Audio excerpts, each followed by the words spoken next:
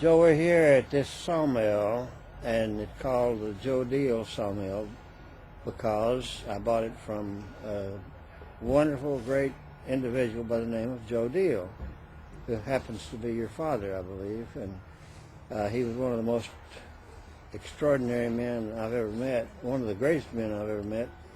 And he operated, well, he was a blacksmith and a sawmiller, and any early American frontier farm kind of occupation, he was there, and ahead of everybody else from GL.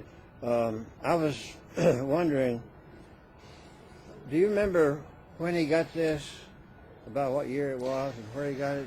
Yes, I was pretty 10 or 11, John, and he acquired this mill from a fellow I thought was Joe Black, and it was set up on Black Ridge off Central Avenue Pike. And Mr. Black had been cutting trees from an underneath power line, or new power lines that was being built in the community. And Dad decided that he wanted to get into the sawmill, to get a sawmill, and finally talked my mother into letting him buy this sawmill. And he was pretty good about letting him do anything he wanted to do. Yeah, pretty well.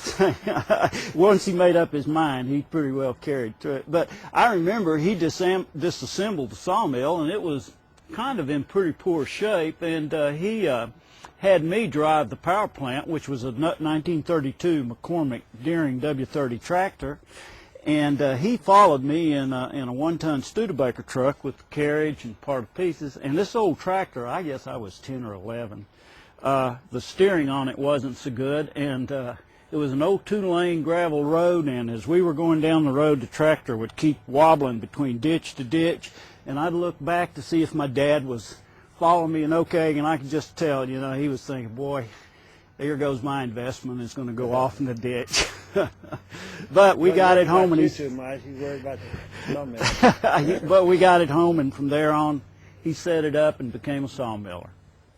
Well, I was an off-bearer and stacker for my father, and my father ran a one-man sawmill, but occasionally, if he had too much to handle, he would hire some of the older World War II veterans that were still in the community, off-bear and stack. But the off-bear and stacker was the hardest job because you were at the end of the carriage, and you had to keep up with the sawmiller, because as the logs were cut, you would have these butt cuts that would come down, be very heavy, and you'd have to pick those up and heave them across the carriage to the stack pile, or carry the pieces out to the stack pile, the slabs and whatever, and you had to pick those up. And then whenever as the boards came off of the end, you had to take the boards and take those to the board stack and stack them and line them up. And you know, I was kind of young and I couldn't keep up with it, so I would just take the boards and pile them up.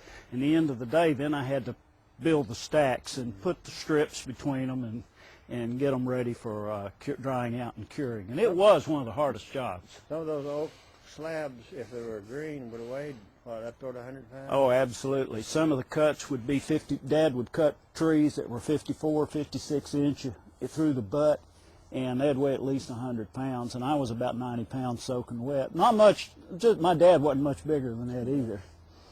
Well, the people who were operating the sawmill didn't have a lot of patience to wait on the off-bear to get the thing. No, they didn't. And my dad didn't cut me much slack either whenever I was off-bear and stacking, because those boards would be coming flying off of there, and well, you had to keep up with them. I remember Oswald said he made 50 cents a day from daylight till dark, and if he ate the food, if they fed him there, they took 20 cents out of that or something. Well, I got a little better pay. My dad would pay me the standard rate of an off-bear stacker at the time, and that was 50 cents an hour. So I would work. That wasn't bad pay for. No, I'd get $4. I'd get $4 or $5 a day for a hard day's work. But boy, it was a hard day's work.